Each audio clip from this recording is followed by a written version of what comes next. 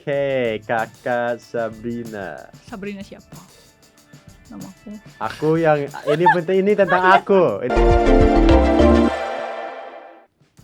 Setelah 9 tahun pacaran, Deddy Corbuzier dan Sabrina Hairunisa akhirnya resmi menjadi pasangan suami istri.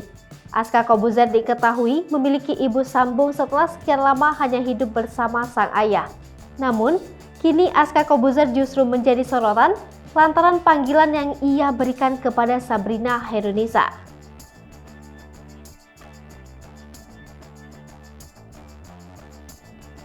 Pasalnya meski sudah berstatus ibu sambung, Aska memanggil Sabrina dengan sebutan kakak. Menanggapi hal tersebut, sosok ibu kandung Aska yakni Kalina Oktarani mengungkapkan kisah di balik panggilan yang diberikan sang putra terhadap Sabrina. Itu merupakan komitmen bersama antara dirinya dan Deddy Corbuzier. Kekasih Ricky Wemiraza itu sudah sepakat untuk membuat perjanjian dengan Deddy terkait panggilan untuk pasangan masing-masing kelak.